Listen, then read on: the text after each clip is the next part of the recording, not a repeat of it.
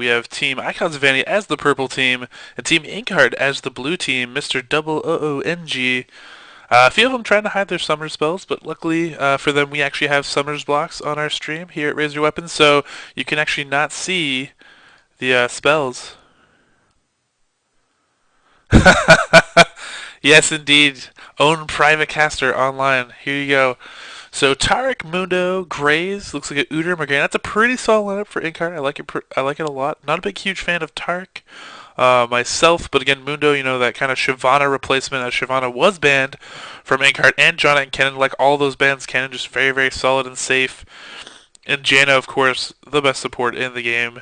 And then a Shenram and Shaco, so two good jungle bans from Team Icons of Vanity. You know, Icons of Vanity not knowing their opponents, they want to ban out those pesky, gank-heavy junglers that can really ruin an early game for a team. And then, of course, Shen, because Shen is ridiculous, and it's a giant win button. So we're actually swapping out Udyr for Mordekaiser. Mordekaiser, really good pick here. We actually have a little bit of a double AP action here. I assume he's going to be top. And we'll actually have Morgana in mid. Easy skill shot. I'm hoping he's really, really good at skill shots, because Morgana's that miss skill shots make me cry deeply and softly. And if you happen to catch Raise Your Weapon versus TSM earlier today, Reginald was not missing very many skill shots. Of course, when I mentioned that he wasn't missing very many skill shots in chat, he proceeded to miss like the next four, which obviously I should have done a lot earlier, give us a better chance.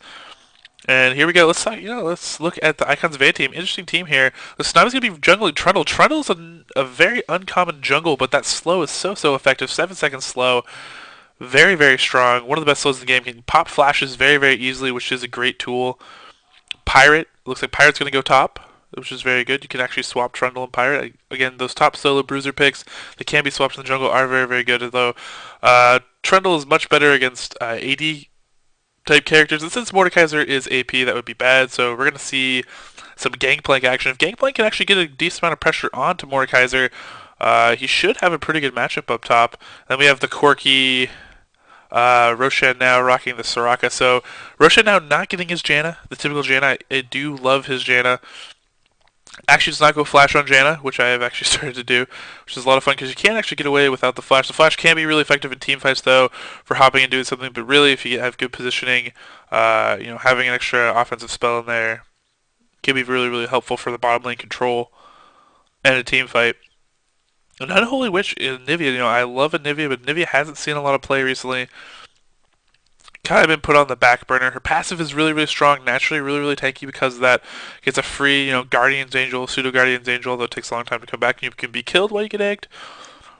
But for the most part, very, very strong champion. Has one of the longest auto attack ranges, very, very long auto attack range, but she's also a very slow character. So she should actually be really good against Morgana because Morgana, her whole thing is she can't really harass you in lane very well because it's all predicated on landing a Dark Binding, which you can hide behind minions or just juke it. At which point Morgana's not going to do much to you. And she's really just going to try to push into you. But Anivia, once she hits 6, is the best anti-push champion in the game. I mean, she can clear waves instantly. It doesn't matter how many minions are there. She can just drop them. So, I mean, a good champion pick that way. Morgana's actually running Cleanse. So she's actually going to be hard for Anivia to burst. Or she can cleanse out to possibly dodge a Frostbite. A little excessive, but is a possibility. But the good news about this actually is that Anivia, Unholy Wish, does not have to go boots 3 pots. Now, normally when Anivia plays, she's really, really slow, so you want to go boots 3 pots to dodge, lots of harassment, like let's say from a Cassiopeia or something like that, a Xerath. Like if you're too slow, you have to go boots pots. Well, with this build, since he's facing Morgana's not going to be able to put a lot of harassment onto Anivia. Anivia should be able to get away with a blue crystal 2 pots, which will let him build a really, really fast tier early, which is a typical item for Anivia players. Build up that giant mana pool. And similar effect if you were playing a Rise against Morgana, you could get away with that too. So it'll be interesting to see what they do decide to go when this game does start. Quirky Soraka is a very, very good lane too. They're going to be going after a heavy aggression lane from Graves and Tarek. Graves holding on to that heal as the AD carry, which he'll get more benefit from that. Where Altex is actually going to have the Ignite on his Corki because he's going to get in there and just have to rely on the sustain from Soraka. Soraka's going to have some good silences. Tark, when he goes in for that stun, you can actually silence him as he's coming in and just negate all that kind of initiation if you really want to. But the best part about Soraka for Corki is Corki likes to spam, and so he's going to get a huge mana pool basically from that because she's going to constantly be refreshing his mana pool. And top lane, I feel like, if you put a lot of pressure on Mordekaiser early, he doesn't get a lot of shield from his E, which is his main ability. And because of this,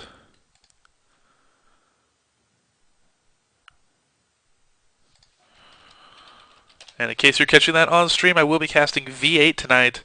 Gooserule and Team Easy will be playing tomorrow. So tonight, it will be V8 versus RU Gaming. If anybody knows about V8, they actually did qualify for the IPL4. Anybody want to know what I'm talking about right now?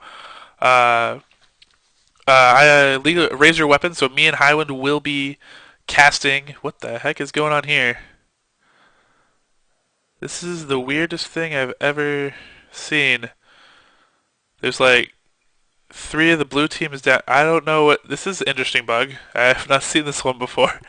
But anyways, we'll be casting the GG Classic this weekend. And we'll be casting it tonight at 5 p.m. I'll be casting V8 versus RU Gaming with Highwind, so me and him will be on the dials. Sponsored by gaming.stackexchange.com. It's a question and answer site where you basically go ask any video game question you want, and really knowledgeable people actually will come back with answers to your questions. I mean, the answers, the replies to these questions are, it's not like, like a Yahoo Answers or something, where you have all these uneducated people. Like, a lot of the answers are very, very educated, very scientific. A lot of players have actually tested out a lot of your questions in-game, or they will go test it. And it actually pays off to be a part of that community because you actually will gain rewards for that. And right now they actually have a contest that if you go post in the League of Legends section a League of Legends question, the highest rated question and the highest rated answer voted on by the other people in that community at gaming.stackexchange.com, at the end of March 21st, we'll actually receive a free gaming console. That's right, a free gaming console. So you can get a PS3, an Xbox, a Wii if you have the highest rated question or answer. So go on there, get involved in the community, and go ask your question or answer other people's question. If you've have a lot of experience with something, you want to write out a good answer to help someone out, do that. And on top of that too, that's not just League of Legends. Oh, that's why. I see. Game. You have to do some fixing here.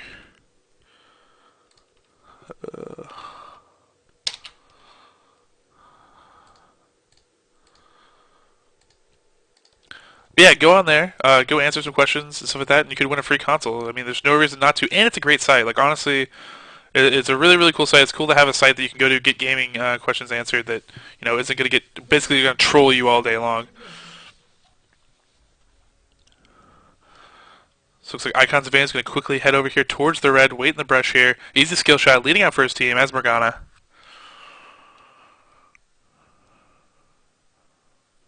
He's going to wait in this brush by himself, apparently. Feels really confident about his escape maneuvers. Our team setting up in this bush is actually pretty interesting. Now, they would be able to catch a red invade from here and slip out the back, so it's not actually bad positioning here from Inkart. I kind of like this. I kind of like this spot because most teams, typically, if you don't know what I'm talking about, they'll come in on invade, they'll come through this way, and then they'll come around this backside here, and after they wait in this brush, they'll actually rotate around that side and come into this brush, which is where you see Icons of Vanity waiting. They're going to blue pill back here at 125, so they're going to get back to the base and run up lane with the minions just as they spawn. So see, minions have spawned, so Altex and Roshan now are going to run up lane, all safe and sound. And the reason you do that, if you're a new player, you don't know, you do that because let's say that Inkart actually invaded over here and they're waiting in this brush here and you just try to run through. You can't get caught out and have a really stupid death, so don't want that to happen. Trundle's actually going to start a really early red, probably go for an early gank. Tsunami here. Going to rotate up, get a lot of help from Anivia and Gangplank. Gangplank's actually solo red himself. There's actually been a lot of common strategies where you can actually go and invade with a Gangplank. Typically you see it actually blue side where Trundle would have started red here and Gangplank would have came up here, stole it by himself. It's a lot easier up here. There's less ward coverage and less focus on it. And then Gangplank basically blue pills back to base, then he teleports top, and then he's a handful to deal with. So right now, both teams opening out. Today, and ooh, here we go, Tsunami.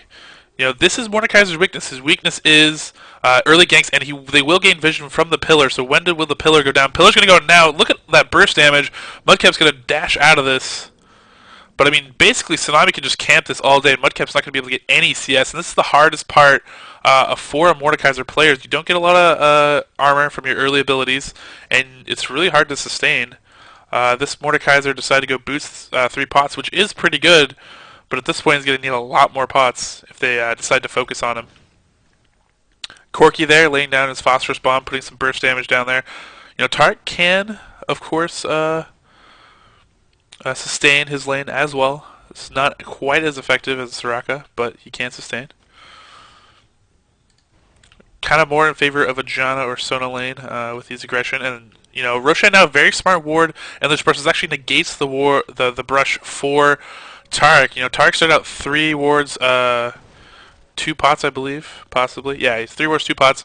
And typically what I do now is I'll actually start a pink ward if I'm going to bottom lane like this. And then what you can actually do is he could actually pink ward this brush back and take control of it, kill this ward, and then be able to use it to stun combo. But right now they're going to get zoned out simply because they do not have vision here in this brush. And Roshan now can use... Oh, and there's the counter ward there. So both teams have a ward there. So this brush effectively does not exist anymore.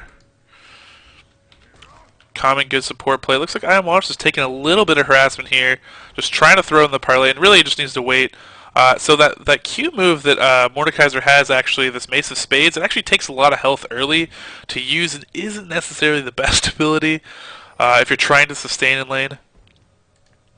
He is level 3. Typically you want to wait till level 4 to try to work that in, but even then, you want to wait till you have some way of gaining health back. It looks like they're going to feed it early blue Anivia. This is going to be really good for Anivia to sustain this lane and put a little hurt on Morgana, plus, farm up. And that's the main thing for Anivia is once she hits 6, she'll be super aggressive and effective.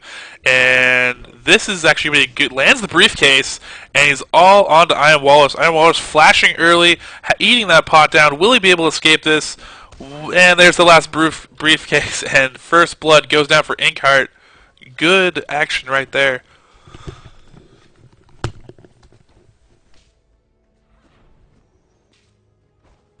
Would have liked to probably seen a back earlier for Gangplank. Probably should have known that about that timing. It was a good time for a gank to come in, and he had the lane pushed up. And you don't really want to give Mordekaiser room to farm, but I mean that kind of was the goal there. Mordekaiser looks like he was not able to pick up an assist in that, so that will be good. Mordekaiser's sitting at 21 CS while Gangplank's at 12. So Gangplank, focused a lot on harassing, didn't get to farm a lot, so he's kind of countered himself a little bit here, and plus he has early death in lane, so that's not very good for their top lane right now.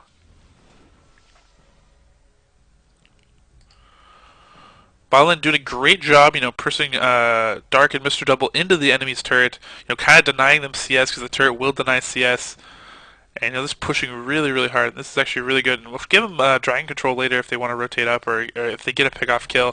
Although Morgana and Nivea, you're probably not going to see a kill from these two without a good jungle support for the kill. Both sitting at level 5 right now. Morgana's going to hit level 6 first. Probably not going to get really aggressive onto Nivea. Doesn't have that blue yet. Still waiting for that 7-minute mark. So you got about a minute left before Morgana can actually be fed blue. And Nivea will actually be missing her blue while Morgana has blue, which actually is quite important. And Nivea with 40 CS, so just, pretty much even with Morgana at this point, even with that blue, which is not really what you want. Another thing to note, great egg, great faint egg, but, Black Shield, greater than that. Another interesting thing is when you throw down the Glacial Storm there, you actually want to throw your Frostbite first. If you throw the Frostbite first, you can actually throw it on the Glacial Storm and actually proc before. There's a little bit of bait there. Munda's going to come in on this. She should be able to kill Unholy Wish. There's Morgana, all Soul Shackle coming down. Great wall behind Morgana. If they actually had a jungler to come in and follow this up, they probably could have picked up a kill. Great work by Unholy Wish. Great crisis management there. Being able to get out of a tough situation. And there's going to be a little bit of a stun maybe to prevent the blue pill. Just keeping that jungler out of his farm for as long as possible. Good little move. Mordekaiser is pushed up again, so it looks like Trundle might come up around on this, but no, he's actually going for blue for the counter jungle. There it is, the 7-minute mark. 7:24 is coming in for the counter jungle. If they do steal this from Morgana, this will be huge. I don't think they actually saw him go in there on this, although they do know Morgana's backing off, and actually, oh, that is unfortunate. Now he's going to go for a gank top. He saw Morgana juke, and he just left right away. They didn't actually have, oh, there's the ignite. Children of the Grave. Children of the Grave, actually the longest damage over time skill in the game at 10 seconds. So out of all the damage over time effects in League of Legends, that is the longest. And really, it's Mordekaiser's bread and butter. I mean, if you can pick off the AD in a team fight, but really anyone, if you pick off anyone in the team fight later in the game, I mean, you basically turn a 5v5 into a 6v4, was what you really want. But if you can get that AD, oh Billy, you can basically turn their AD on your team, and then it's kind of you kind of feel like it's a waste to try to kill them because it's not really pushed on their team. But I mean, their ADs will tear you apart, so always got to be careful. And then a Mordekaiser, of course, steals that and becomes much stronger. In terms, so Dragon is in play. No one really picked off, so there's that early, really good gank from Mordekaiser. Went really hyper aggressive against Gangplank right there, but wasn't able to pick up a kill. Gangplank since then 23 CS versus Mord's 53. That's not really good. Like, you want to keep Mord in check because Mord, once he gets out of this early game, you really can't do much about him. And he's really killer in team fights. Without a lot of good team communication, he has to be the first character you focus in a team fight. And with Morgana there, what happens is you try to focus Mord, and then Morgana comes in, ults, then your team has to spread out. And that's really the advantage of Morgana's ult. It spreads your team. And then basically Mord just be able to come into the fight full up afterwards. And Gangplank getting very, very aggressive here on a Mordekaiser. Mordekaiser has no pots yet, hasn't been able to buy that revolver, has a ward in hand, hasn't been able to place it. Looks like Moon is going to come up probably for a gank here, which would be smart. And he's going to come up around through Tribush. And Pirate doesn't have a ward. That's pretty much lazy. Children of the Grave, he's actually going to pick up they're going to pick up the kill here. And I am Walrus, right now just kind of, you need a ward there. I don't know, I mean, he came back to lane not too long ago. I don't know why he didn't have or place a ward. Probably just broke. He only has 30 CS, which is very unfortunate. It looks like Purple, seeing the collapse, on top, is very smartly going to go for Dragon. They have the pink ward here to spot out wards. I mean, this is very, very smart. This is the kind of moves you have to make when you're a high-level team, is recognize where people are low, but they're in a little bit of trouble here. They're gonna get Dragon, but the question is, will they be able to get out without a kill? Roshan now getting focused down. Here's all those team heals coming in. Pirate ult coming down into mid. Darkhand's in a little bit of trouble. Anivia trying to kill Morgana. Morgana's going to barely escape out of this. And Darkhand, this looks very bad for a briefcase coming in, trying to save him. Mundo is all over him. Will pick up that kill. Now Mundo is 2v3 situation, but Purple, Icons, Vanity going to back out of this. So they get Dragon, and they pick up a kill. Very, very good team coordination there. Anivia still trying to battle against this blue Morgana. Anivia's going to want blue ASAP. Back up, take blue ASAP. And, so she can able to push off the div. And actually, this is actually good. Pirate, believe it or not, Pirate wants that turret to go down. The reason Pirate wants that turret to go down is now it's going to give him this whole lane up top to actually farm. Now, it's bad up top. If you take any turret, mid is typically what you want to take. But top's not too bad because it lets your top still roam and kind of enter the enemy's jungle. But it's actually going to give Pirate a lot of room to farm, which is good for him. And if Mordekaiser wants to push up, he's going to be susceptible to ganks. So usually, typically, you wait till the 15-minute mark. It's kind of a generic number that works out in most team games. By 15 minutes, it's better to roam, take down turrets. If you have that advantage to do so. But in this case, this should work out for Iron Wallace if you can let this get pushed up. And then you have Mordekaiser's natural shield protecting him against Pirate's harass. Mundo walking up here. He did ward this Tribush this time, so he will not be caught. Going to be hit by that briefcase, but not as bad of a situation as he was in earlier. Trying to clear out some jungle. Let's see. We have a Catalyst, so actually no, we did not see the rush for the tier. We're just going to go Catalyst this time. We're just going to rush Rod of Ages really, really quickly. That is a pretty standard move. And now, Mundo's in a little bit of trouble. We don't see top collapsing on this. There's actually a double ward in this brush. I think one of them should be probably going down soon, I would hope. I would hope they didn't actually just check two wards there for no reason.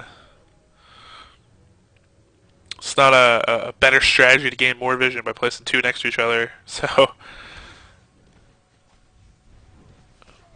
when we get counter jungling, gonna throw down his Ignite Children of the Grave combo onto Pirate. Pirate should be fine, able to escape out of this. Yeah, he will be fine. Will run out. He will be safe at base, and really it's just to push him out of lane. But it does, it gives him more room to farm. Right now, Trundle's actually freezing the lane here for Pirate by sitting here and last hitting. You shouldn't put a lot of hits on there to push it away, but keep it against that turret, and it'll give him tons of room to farm. Bottom turret really, really low. Bottom lane's been doing pretty good here. 113 CS to Graves, 86. So bottom's winning really big. So if there's any real big victory right now for Icons of Vanity, it was that early Dragon was very, very good with that kill. They kind of evened up the gold there, but their bottom lane is winning, which will pay off as we move later into the game. I expect Pirate to get a lot more farm now. He's sitting at 45 versus Mordekaiser's 90. So Mordekaiser's doubled up the farm. It looks like he's moved into mid. It's pushing hard onto mid with Morgana. I mean, Nivea really needs a blue. She needs a blue really, really badly so she can stain and carry this out and keep these pushes away. Because the Nivea with blue basically shuts down this push mid. Like, they can't actually go for this. And Mordekaiser might. Does he have a ward? No, he does not have a ward. He has that Will the Ancients. That is the first item that Mordekaisers will rush because they need that sustained. Trundle trying to trade with this. He's not going to do fare too well. He decides to do this, but now Corki, Altex, and Roshan now rotating up. It will not be safe for Inkheart to stay there too much longer. E-skill shot backing out. Blue is up for Morgana, so Morgana might go for that in turn. And Nivea needs blue badly. Pirate now pushing back out here, 58 CS. Gaining a little bit of ground there. Altex actually turned on to Graves and shredding all that armor bonus that he has, getting a token heal from Tark, but he's still losing out on these exchanges here. No mana right now for Altex. He needs a little bit of... There's the Energize right there. So he's going to get a little bit more mana. And now it looks like they might be collapsing towards a possible dragon soon.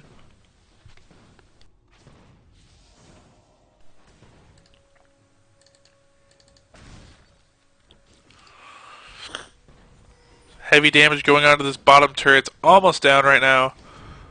And there's a lot of focus on him again. She's actually going to cleanse and get out of this now. It is down. Tark's in a lot of trouble getting armor shredded right there. If they landed one more good rocket, and it will come in.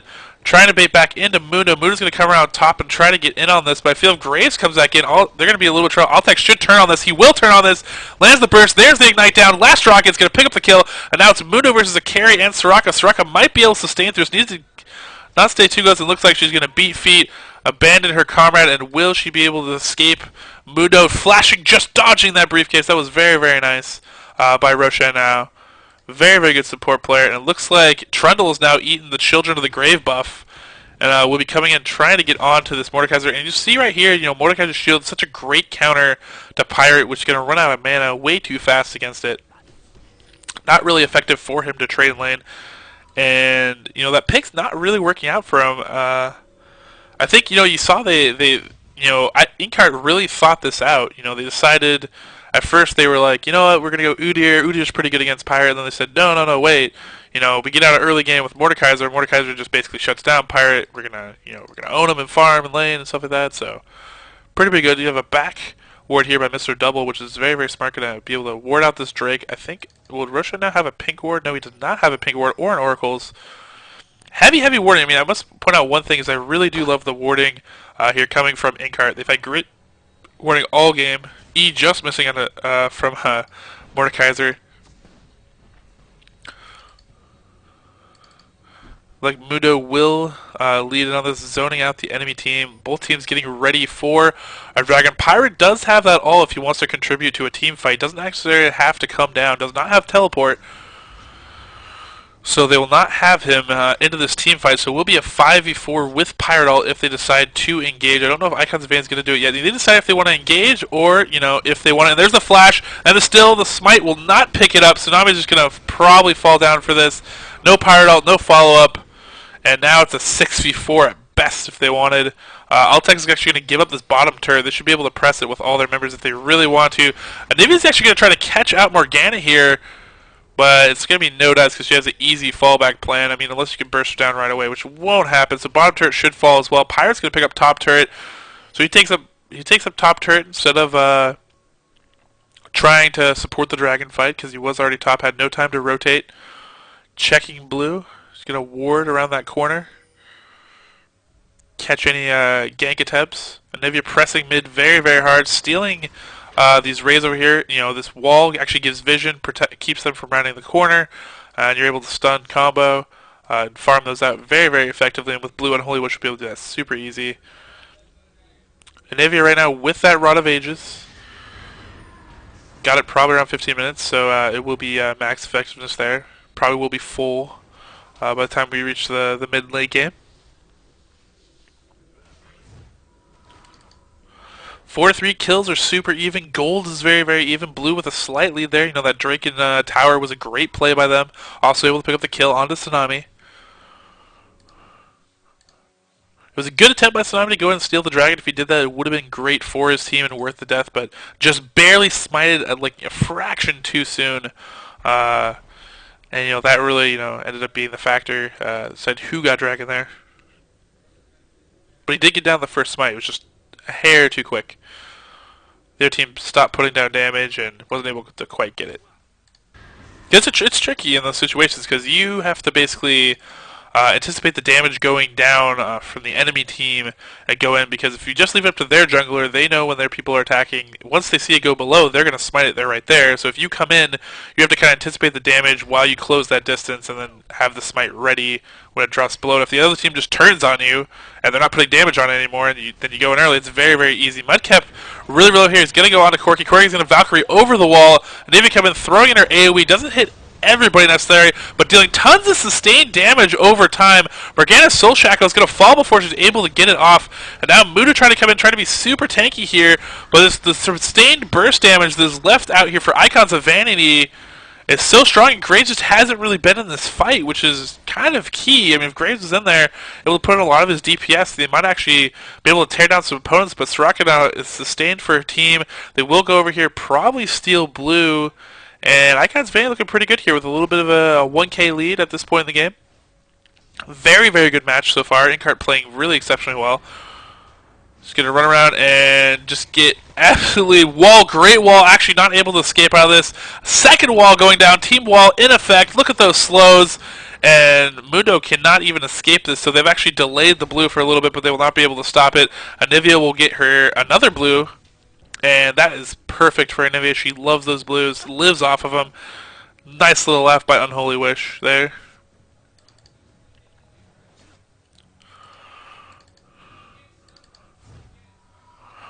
Roshan now appears to be backing out now. Or not. Has that Oracles, which will let him counter ward. Again, Inkart's been doing great warding all game. They've had some great warding on their blue top side, protecting their jungle from counter ganks and stuff like that. So they're playing really well, but now they're kind of on the back foot, because I was looking at this game and I was kind of going forward. I thought, Inkart looked like they kind of had the upper hand. And I was kind of, on their side, but after that last team fight, and looking at Icons of Vanity now, just knowing them as a team, it looks like they're doing really, really well going forward here. A little bit of 2k lead. They just need to keep that lead. I mean, very well can switch completely the other way. Morgana gets a good ult. Mordekaiser's not able to get focused down first. Take that initial damage. If they're able to get to the carries of Icons of Vanity, then obviously it's very good. One team fight can sway this either way. Although the warding right now coverage for Icons of Vanity, huge, huge advantage. I mean, if you look at this is the vision right now for Inkart, and this is the vision of Icons of Vanity. Yeah, big difference. Huge difference right there. Easy skill shot. Gonna have to give up this turret. Not gonna be able to defend it. But just again, real quick. I mean, this is Inkart just laying down wards, trying to help them out here. I mean, this is all the vision they have, and this is all the vision that Icons of Vanity have. They pretty much have the entire enemy jungle warded, and they have Baron. Actually, they have that triangle, the Bermuda Triangle of Baron wards set up for Baron if they are ready, if they feel like they have enough advantage to force a team fight there, but although they don't really have that right yet. So it's going to come down to individual play again. Grace pushing up this lane, payday for Corki. Corki's going to get all this CS and absolutely love it. A lot of caster minions in here. Russia now doing some good, counter warning, roaming right now.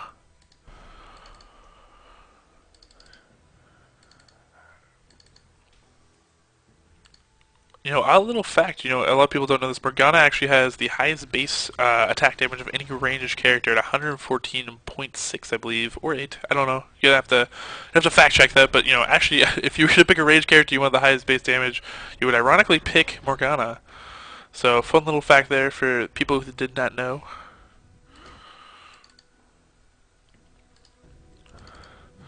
Looks like blue team's just clearing out their jungle, trying to protect that first. Probably getting ready for the next dragon, although all the vision is on, Icons of Vanity's side, not on Inkheart's side. Inkheart, thinking about rotating around, thinking about engaging here. Morgana's already popped her black shield, so she won't actually have that. And look at that burst damage from Anivia. Already at half health, going to flash over the wall, but they've given up Drake, and Icons of Vanity is slowly keeping this advantage ahead. Looks like Mr. Double has gotten a ward, which is very, very good. He'll be able to counter the great exceptional warding by Icons of Vanity, and just see right over there, and oh gosh, black shield actually going down here. Morgana, great ult, but loses all of it after that silence from Soraka. That Soraka silence was absolutely clutch right there. And now Icons of Vanity is crushing, so cleansing out of the Ignite, she's not going to die. Tark's going to fall under turret. Altek's tanking the turret as we dive in here. Unholy Wish, dangerously close, and now blue is actually rotating around the back. Actually had picked up a kill, so Icons of Vanity getting a little bit lazy here.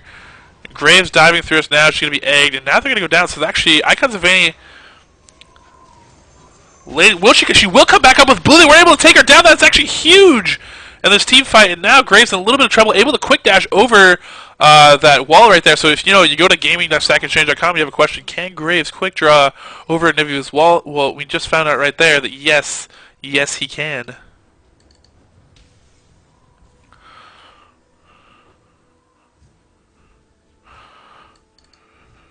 Also, you guys, I believe this is the eSports monthly tournament.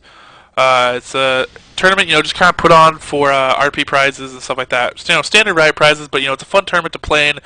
Get some competition going. Get that experience if you're a new up-and-coming team.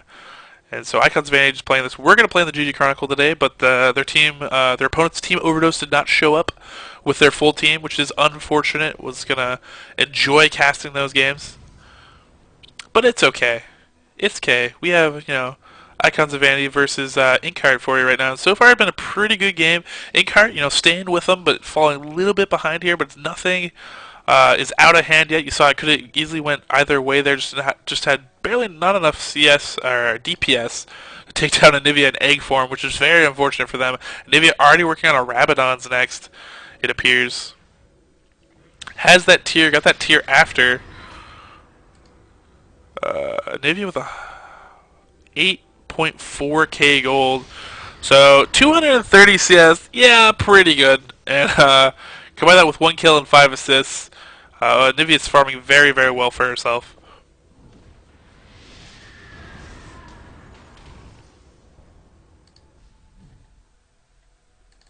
So Mudcat blue team's going to rotate in here. Nivea waiting with that red buff. Which Anivia, again, long auto attack range, not too bad for the red buff. Don't really want it, but not too bad. Looks like they're baiting out this this Baron here. Raise morale has been popped. They need Corki in here, though, for a real team fight. Great stun onto Tark. Tark's going to be dead pretty much before this fight starts. Pirate all catching them. There's just nowhere you can go without being out of AoE. Now Mordekaiser has basically jumped out of this, so there we go. Morgana's going to fall before she's even able to land and complete her Soul Shackle. Mordekaiser going to go down, but pick up Anivia in the process. And now there's going to be a quick Baron from Icons of Vanity. Trundle's going to go in there, tank that for his team, which he can do.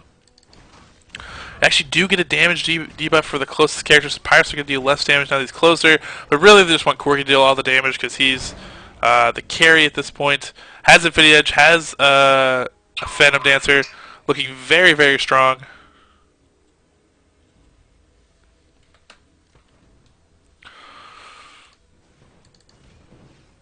Corki just clearing top, farming up even more Corki right now, CS-wise, 233, keeping pace with Anivia, while Graves is sitting at 184. That's what you want, 188, 184. You're about 50, 40.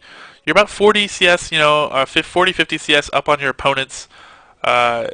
Or in this case, almost 60. But 40, 50 CS up on your opponents in your solo lanes, plus kills. I mean, that's what you want on your carries, and that's what you're seeing right here from Icons of Vanity. Trojan, Pirate had that really, really slow start, but now you see the CS is 146 versus 170 of Mordekaiser, but that's really, really good for him because he was down. Mordekaiser was doubling his CS earlier in the game. So Mordekaiser really hasn't been able to translate that early advantage into this mid-late game, and now Icon's Phase is looking very, very good with a Baron buff. Now, Anivia wishes she had that Baron buff as well, wishes she had her blue buff back. Blue is up, so they might feed it to her, although they might just keep the pressure on. Nope, they are paying for that. So Unholy Wish over there, then escort her over there, get her that blue, and we should be good. Moving on here.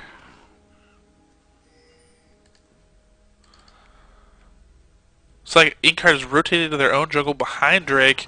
And oh, they're going to spot out Morgana. Morgana's going to be a lot of trouble. She's going to have to pop her ult in defense. There it goes. But she's going to be tearing down right away. Pirate ult, Cannon Barrage coming down in. And just massive AoE damage. And Grace is pretty much the only one that's going to be able to escape out of this besides Mordekaiser, who ran down and away. And I think they need to turtle a lot more. I don't know what Inkheart was doing, moving out on the map there. And Icons of Vanity with that superior map control, awareness, and vision, just able to pick up Morgana, which you can't have happen at this point in the game. Team fight, the AOE, needs to be there. And instead, these, the ults layering, working well together. So now he's actually going to tank the initial damage from this turret. Press back behind this. Now they're trying to focus down Mordekaiser. Mordekaiser's running for his life. And Mordekaiser will fall, and this is just all sorts of bad right now for Inkheart. Inkheart trying to stick with. I mean, they have the tools, if they wanted to come through this, but they haven't been able to pull it off. They have their double Woda, as they say, but it's not working out. Double Woda is not pulling through for them today. Icons of Vanity getting a little bit too aggressive under this turret, but they are pretty far ahead at this point. Take out one Nexus turret, which is huge. Corki clearing these creep waves, getting even more farm, looking even more ridiculous for the stats at the end of the game. 270 CS coming up about now. And they will raise around, push onto this last turret. Inkheart can't really defend. If they had ults, this would be the time to engage if there was any. But they just don't really have the ability to do it. Will they follow it up? Now there's the engage. Anivia ult coming down. Stun hits nothing, unfortunately. Mordekaiser's going with the Children of the Grave, but he's not going to be able to pick up the kill. If he can't pick up the kill, that actually would be huge. Corki would turn that fight around, but they're not able to pick it up. And Icons of Vanity should be able to close this out with that Baron buff. That sustained so good. Tark flashing into the fountain trying to protect himself. I'm the Wallace almost dying to the laser. And Soul Shackle's not going to get Tsunami, and Icons of Vanity will win this game. Do not know if this is a best of one or what it is. I'll message them, but I believe it might be. So, good game right there by Icons of Vanity. Pulling it through. Again, Inkheart putting up a good fight. So, good game by both teams.